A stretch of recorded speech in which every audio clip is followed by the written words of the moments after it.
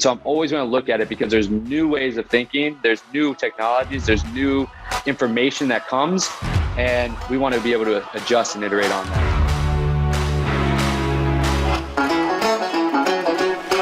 My name is Matt Reiner, managing partner at Capital Investment Advisor, CEO of Wellness Strategies, an author, podcast host, and also a speaker to the wealth management community. My mission is to help every family in this country have access and be served by a human financial advisor.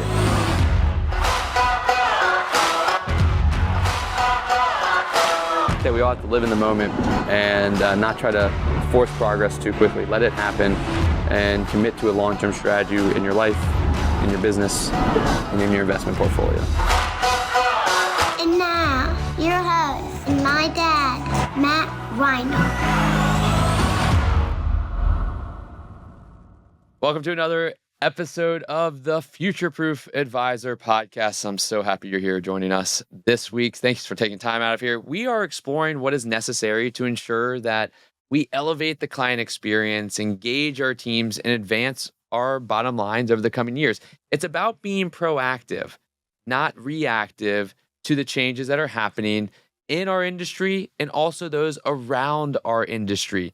I believe that in order for us to be proactive and not reactive, we must do three things. I call them our three pillars of the future-proof advisor. We must strengthen our minds. We must create leverage to allow us the opportunity to explore, innovate, and continue to create more robust future. The three pillars: mind, leverage, innovation. You can't jump just straight to the innovation pillar. You have to move in them progressively. If you don't have the mindset, you're not going to be able to create the leverage.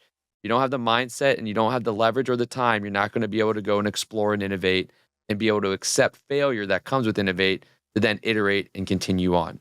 Those are the pillars that we look to do for the FutureProof Advisor podcast and the FutureProof Advisor overall. In this podcast, we like to explore different elements of each of those pillars and go deep to help you understand what they are, why they are what they are, and how you can then use that to become a future-proof advisor. And so for this episode, I want to say first off that I love all the educators out there. And if they're out there, I just want to say thank you. I want to say what you do in the system is incredible. The challenge is that the system itself is a difficult system to navigate and is an antiquated system to navigate within. This episode comes from a place of love, truly, love and honesty. So I don't want anybody to turn it off, but here's the point. Traditional schooling hinders our ability to reach professional success. Traditional schooling, not our teachers. Traditional schooling system is what hinders our ability to reach professional success. School is built in a way that trains us to not fail. That there is a right or a wrong answer. That progression is linear. The foundational knowledge is helpful, but the ancillary impact of the structure causes, in my opinion, great harm. An inability to explore the why behind answers, a lack of opportunity to get credit for alternative perspectives, and the collateral damage of being judged as either passing or failing forces us to avoid failure and risks. It creates conservative tendencies. Yet we have all seen it. The greatest and best advancements in our world are all born out of building on failures, taking risks, and exploring the why or what ifs, not what is. There is a current misalignment, I believe, in our education system with what is needed in our economic system. Here's the thing. This is a hard one for me to talk through. It was a hard reality for me to see because I really enjoyed going to school. I love school. I love to learn. I'm a super curious person. You know, for me, whether school was the learning of subjects or the eagerness to have my own locker in high school, I don't know which one it was, but the ability to walk in, the stone stairs of my high school and walk in the front doors and down the windowless hallways to my locker that I had all my books in, and I was able to go grab and put it in my locker in my book bag. Like, that's actually something I looked forward to. I was excited to go to school. Learning to me was fun. The ability, it gives us all a high. There's natural scientific evidence of that. Learning new information gives us a high.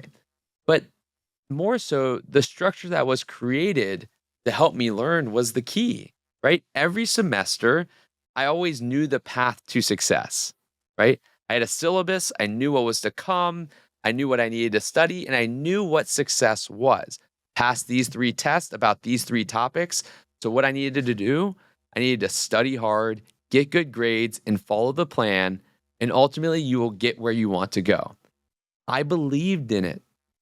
I believed in it until the day it didn't work, right? I remember opening my computer to check my email to see the early admissions results. I looked through the inbox for the email from the University of Georgia, and I finally found it. My heart was racing. I had spent 13 years of my life in school waiting for that moment. I double-clicked the email to see my fate. 18 years old, 13 of them in school, boiled down to this one moment: rejection. I had done everything right. Good grades, strong test scores, extracurriculars, but the results didn't match the effort. I sat in silence in front of that computer, frustrated, sad, uncertain. All of it could be felt inside of me. I had spent years believing that success would follow if I just followed the system. I played the game. But at that moment, I felt something shift. Maybe the system wasn't built to guarantee success. Perhaps it was just a filter, and I had spent my entire life optimizing for the wrong thing. I had to overcome, after school, everything that I had spent time optimizing while I was in school. For me, it was all about my ability to self-motivate, to create structure, to accept failure, to grow my creativity, and to be curious. This was all learned after school through intentional effort. 12 years of therapy helped me get through that. That's what it was, right? 12 years of therapy. I'm a fortunate one. I'm very lucky, I believe, that I was able to realize the challenges and take action. Not everyone is. But a future-proof advisor understands that in order to evolve, we must take risks to innovate and to better serve our families. In that journey, we will push against all that we learned in our most formidable years during school. To overcome these challenges that we are thrown at within our school, we must first understand the differences and then understand the path forward, which is what we're going to explore now. I love looking deep into some topics, sometimes too deep, sometimes to my detriment. But I want to do a quick history lesson to understand how we got to our current schooling structure. I think that this provides us great insight into the system itself. Modern schooling was developed for the Industrial Revolution. The schooling we have today was developed for the Industrial Revolution. The Industrial Revolution was a time when economies prioritized efficiency, standardization, and mass production, right? Schools were designed to create disciplined, compliant workers who could follow instructions, work within structured environments, and execute repetitive tasks efficiently. So as we transition from this agrarian work to factory production, the need for people in the economy was obedient, punctual, and efficient. They were able to follow strict routines. And so that's how it was. The economy at that time prioritized efficiency and productivity, valuing repetition, hierarchy, and compliance over curiosity. So if we think about the world, put ourselves in that situation, right? We've got to remove ourselves from the world we know today and try to put ourselves back in that world that I just painted in the past. What did schools do in order to help align the education of the future with the needs of the economy today? What did they do to help with that? Standard education emerged, designed to create disciplinary, factory-ready workers rather than independent thinkers. Think about this. What did the school systems do?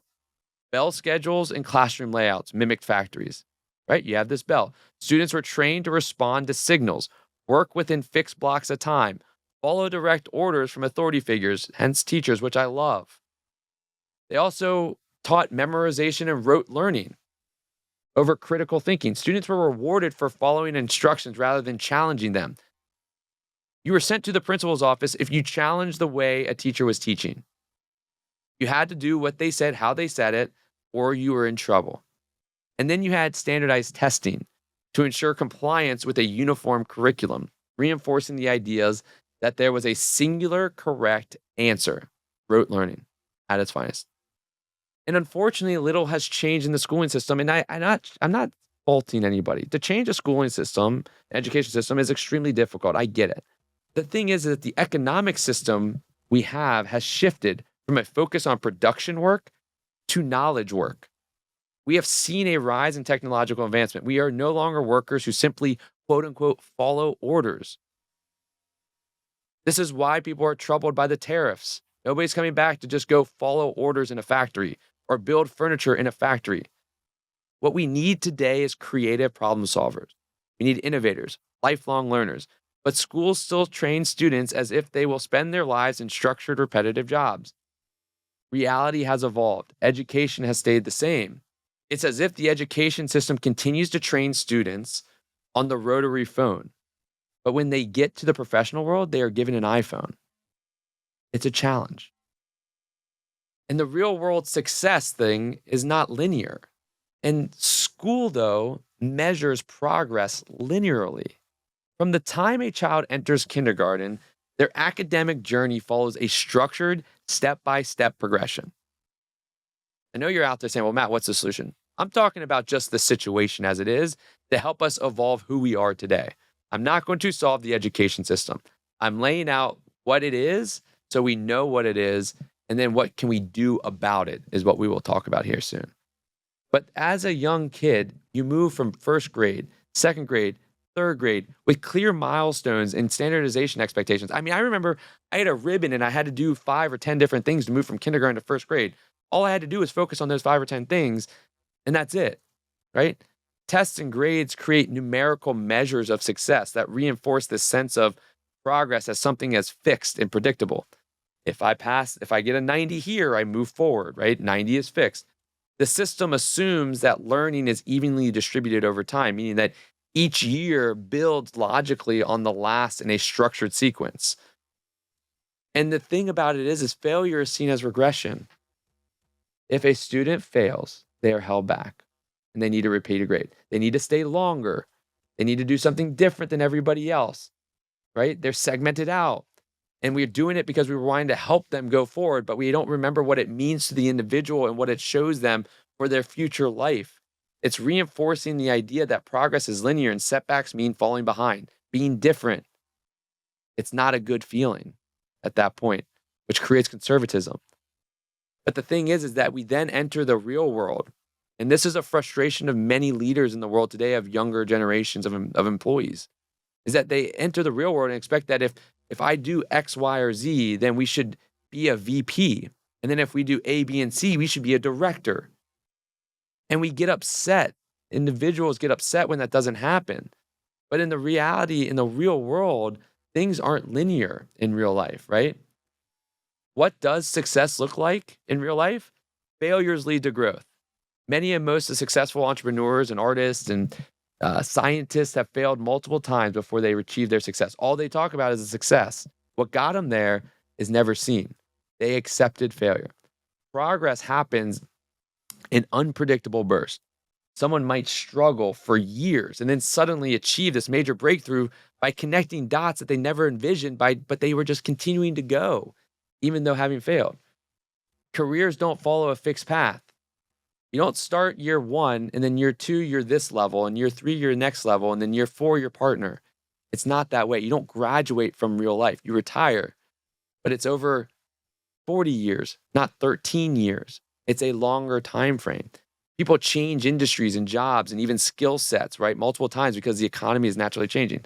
So this linear mindset leads us to having this like shorter time frames of reality of what actually happens, which is created inside of the education system. We believe progression in compensation, status, et cetera, should happen in annual increments, right? I passed the grade.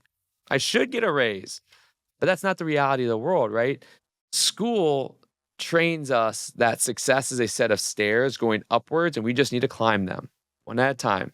Take your time, climb the next stair. Life teaches us that success is rolling hills with snakes, potholes, and extreme unknowns and minimal clarity of what is behind the next hill. And the training to get understanding of that is super, super hard. And that's a challenge that we must overcome as a future-proof advisor and a future-proof team. School provides and trains structure. And I think that we're talking about this a lot. Real life is anything but structured. I mean, if you're just graduating, wait to get married a little bit, wait to have kids, because if you want to have lack of structure, that's it right there. Kids, marriage, life is unstructured. A challenge we face when moving from school to professional life is the autonomy of schedule and this lack of structure. This is super interesting to me. And I think it's a very poignant point because I struggled with this early on as well. And I talked to many young professionals that struggle with this. Young professionals struggle with structure. I don't know if it's the freedom is abused or the autonomy causes anxiety or a blend of both, but it creates this sense of wondering whether we are going in the right direction. We just don't know. We enjoy the autonomy early on, thinking that this freedom is like a relief, right? And the weight is finally off of our shoulder. We can think, we can do whatever we want, and we think we can handle this lack of structure and produce the results, but then reality smacks us in the face and shows us that we are all actually terrible with time management. We struggle with executing within a specific time frame. We lack the ability to prioritize what's important. This is the biggest challenge of my younger team members that we work with here. It's time management. How do I figure out what to do first? And it's not until they're told that something's behind that they do what they need to do. Prioritization is hard. So why is this? It's because we've never had a full level of autonomy ever. The school bell rang at 8:30 a.m. We knew about the Friday quiz. The syllabus at the beginning of the school laid out the path for success. This all creates this mentality that doesn't translate to the real world. So we have been trained in this box that we know at school, and then we're sent into the wild to figure it out. The wild lacks the walls and creates a sense of relief, right? We don't have the walls. So we're like, wow, this is freedom until we take the wrong turn. Then we go and search for those walls. And those walls are nowhere to be found. And we wanted to shed those walls so quickly, but now we're struggling without them around us. And I don't like this parallel, but I think it makes sense. It's a non-desirable parallel, but it's a parallel to those that go from prison life to real life. There's a real struggle when they re-enter the world. There's data on this, that when re-entering the world, they struggle. There's many other reasons, but one of the main reasons is that although they desire freedom, they quickly find out that they lack the ability to deal with the freedom because they don't have structure. In prison, you have this real life structure. When you live that for 20 years and then you're left and go without it, there's a real struggle that happens because you're looking for it. School is not prison. School is a forum to learn, and it's a necessary forum. But it's also a forum to help to generate creativity. And that's what it is. I think that school is like a step-by-step recipe. But real life is a cooking competition where you're throwing a random bunch of goods and ingredients and said, find something to make really good. You have to figure it out. And that's the challenge that we have to overcome when it comes to the real world. This is the last point that I'm going to talk on before I get into, I think, an answer here. And this is something that really hits near and dear to my heart. Whenever I talk within a presentation, I talk about this because it hit home to me really early on in my professional career. Perfectionism, imposter syndrome, and a fixed mindset, I believe, are bred through the way that we were educated in our youth. It's a struggle that I've been dealing with for 12 years. It is, I say 17 years since I got into the professional world. And working to unwind it, what was wound up has been a struggle. But I want to break these down and relate them to our current education system to help us understand it. Now, I'm not saying that they're all because of our education system, but there is some tendency. And the reason that we need to know it is because we have to know why we are who we are, where it came from, so that then we can start breaking it down to start overcoming it. That is a future-proof advisor. Understand, be completely self-aware, throw everything on the table, break it down, and build it back up better. That's what we have to be thinking about as a future-proof advisor mentality. So let's talk about perfectionism. Many high achievers become perfectionists when they fear making mistakes, leading to procrastination and burnout. Raising my hand right here, that is me in a nutshell. How does this relate to school? Well, mistakes means failure. Mistakes means we don't progress along the linear path. Mistakes are punished. So we must be perfect in our mind, even though we know that that's not the case. We just need to be good enough. But it's hard as a young adolescent to decipher what is gray in a black and white kind of mentality world that we're in, right? We are young in this world and we see it and we just go and live that. Imposter syndrome. When students equate intelligence with always being correct, they struggle with self-doubt in uncertain environments. Hello, that's me. Let's go. In school, there's a hierarchy and a clear leaderboard based on GPA or test scores. The smarter students get things like scholarships or into desired schools that the unsmart people don't get. I didn't get into my school choice. I thought I did everything right. My parents told me I did everything right. Now I'm wondering if I'm really valued enough to get what I thought was right. I don't know what right is anymore. And now I'm lost. Imposter syndrome. Fixed mindset. Carol Dweck, who's written some great books on the growth mindset, her research highlighted how school fosters a fixed mindset, believing intelligence is static, rather than a growth mindset, believing intelligence is developed through effort. So Carol Dweck is a recognized author, economist, and behavioral psychologist, everything of that nature. And she's even talking about this. So don't kill the messenger here, all right? Static intelligence is that we learn it and that is it. And we learn through someone teaching us, not that we can learn through action and failure. What becomes a challenge as we enter the real world is this idea of overcoming what school shaped us to be. A world where successful individuals aren't the ones who get everything right, but are the ones who can learn, iterate, adapt, and accept failure. Think about this. A lot of the most successful tech CEOs were dropouts. Why? Because they couldn't live in a structured world. They needed freedom to go and explore, to push against the status quo. We can't be blind to that just because it was a select few. There are many others that have pushed against, even beyond being in an education system, to go and fail. We have to push against the system to go find what is necessary, which is to test, iterate, learn, and fail. The one thing that people, I think can judge, and I think there's a great correlation here, that can judge success on in the real world is perceived wealth. This is like GPA. It allows us to rank ourselves. Where do we stand? But it's all the stuff that we can't see and can't comprehend given our education system that creates this perception of what is known wealth, right? The idea is like, we don't know what that person went through. GPA, we don't know how hard that person tried versus others. So we just want something to hang on to know where we stand, because that's where we were from. That gave us comfort in the schooling system. So when we get in the real world, we just look for wealth. That's what we're going to hinge on. And we're going to judge it because we need it. We miss it. And that's the problem. I think that school hands us a map with only one route to success. But life requires a compass where adaptability, not perfect navigation, determines where we end up. That's how we need to think about this. So with all of this, what should we do? What should we do? Our work should be in moving from a binary mindset that we are trained on to a spectrum-based mindset. Pass or fail is binary, but we know the reality that there is a gray area, that there is this continuum of possibilities. There are other areas or ways of looking at different situations. Spectrum-based thinking embraces nuance, complexity, and evolution. It's not the mentality of I'm good or bad at math.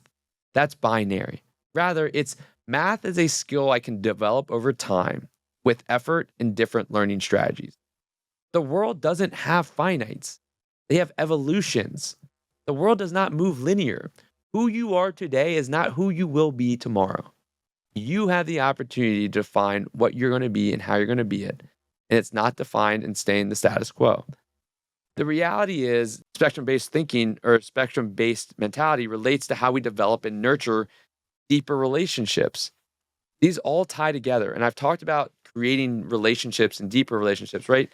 I think that instead of thinking of another person as either right or wrong because of their views being different than ours, we need to be open-minded to the nuance of their views and the lenses that they're perceiving them through. Another person is not smart or not smart, good or bad based on their views. Rather, we should look that our own perspectives are fluid and can evolve based on new perspectives. And that the context the other person views things, their upbringing, their experiences, all of that shape their views. And that is all different than ours. The world is not and should not be about right or wrong, good or bad. We all have different perspectives, and the context is dependent on our own context. If we want deeper relationships with others, we need to give others grace. We've talked about it multiple times. Don't judge them for their views. Understand where they come from and give them that space. So if we're going to talk about doing that with others, why don't we start with creating a deeper relationship internally and start working on our own mindset? We have been trained to be binary. Give yourself grace. It's okay. But now it's time to have a spectrum-based mindset.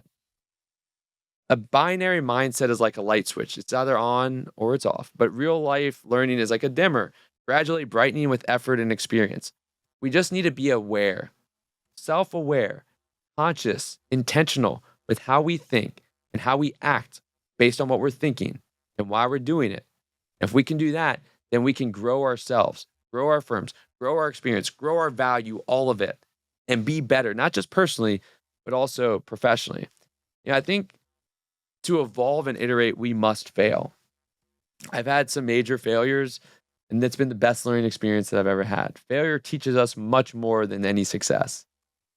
But our youth is formed in a way that inhibits risk-taking, penalizes failure, and moves within strict structure. Our society is moving faster with every new innovation and technological development. It's faster every day. Evolving our school system is harder than turning the Titanic. It's very difficult. So we must start with ourselves, which is just a dinghy outside of the Titanic that we can move a lot easier. We can put ourselves in our work to better all of society, which then leads us to what we do. That's why I said it starts with self-awareness. It's built on experimentation.